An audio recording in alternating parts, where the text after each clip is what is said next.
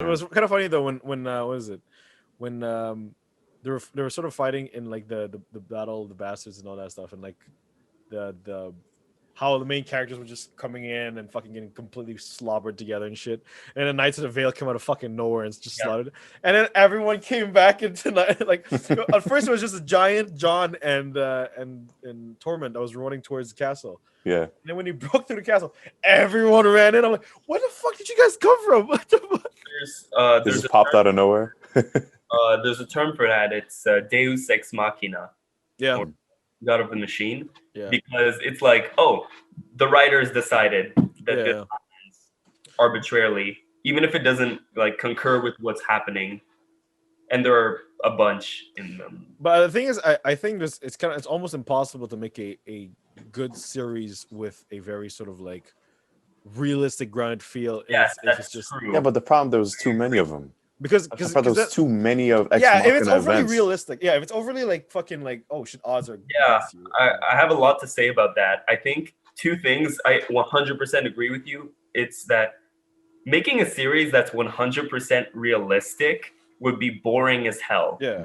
It would be not entertaining. It wouldn't be like as moving, because a part of a lot of stories is a chance happening, something, two people cross that he doesn't know that she killed his dad, or Yeah, exactly. Curiosity is what grabs the attention of people. yeah, you need this. Otherwise no character would appear twice, or almost none of them. Well, everyone would be dead by now. Yeah. By So- season 4, everyone's dead. It wouldn't work as a long-standing series. Yeah. And also on that, I think there's this terrible idea in a lot of circles in the last few decades where people think that they want realism. They want something grounded. What they want is something with a specific tone, not necessarily realism, because realism isn't completely attainable, and if attainable, it's not necessarily good. Well, I mean, if you want realism, watch documentary. Really. I mean, Right, exactly. It's And- completely different from storytelling. Pretty Yeah. much.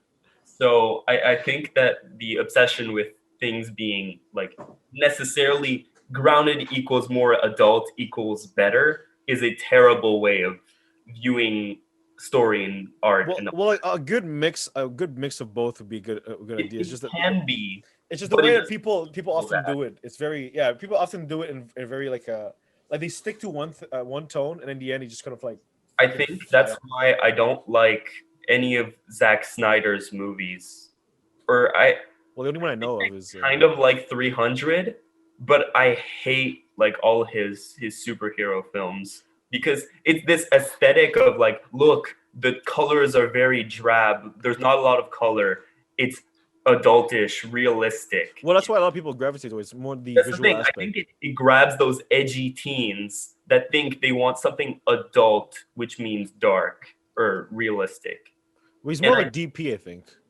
I mean, like, The whole thing. It's the whole like Batman swears because he's a real person. well, yeah, okay, I don't want Batman to just say fuck. Like that's terrible. My Batman voice is so bad.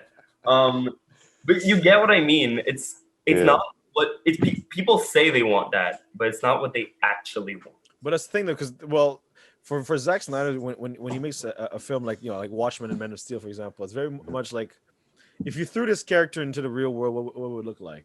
But then, What it sounds like. well, that's what he was aiming for, right? So because if you're obviously you cannot make a Superman film inside a real world, because honestly he would just fucking kill everybody, even by accident. You just walk through a brick wall, the whole fucking thing falls off, 100 people die. That's it. And then a military would try to stop him. He'd be like, "Yo, bro, what the fuck is this shit?" And when like he accidentally uses his powers from when he was growing up, like would you imagine accidentally fucking laser eyeing shit? Everyone would be decapitated in the school. That's done.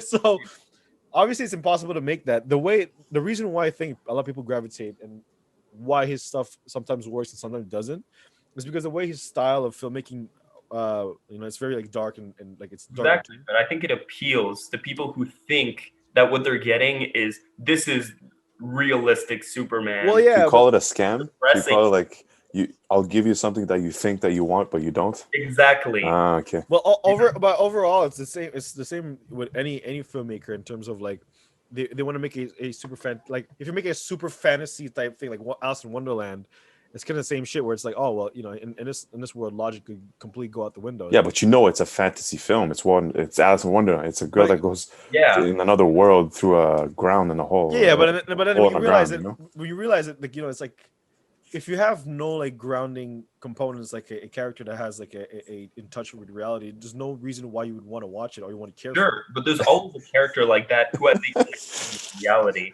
and that connection doesn't have to be like just an aesthetic one or just a superficial one. Like I think the idea that something has gore equaling serious or adult is superficial as hell. Well, that's the whole point. It's kind of like, I mean, aside from Logan had a more mature. Logan is mature though. That's the thing. That's the thing. Yeah, it's a difference. Claiming that Game of Thrones is, we were talking about Game of Thrones. Claiming that Game of Thrones is mature because of death is immature in itself, or because of like the gore. You know, like imagine someone saying like, "I like Game of Thrones because it's like Lord of the Rings for adults."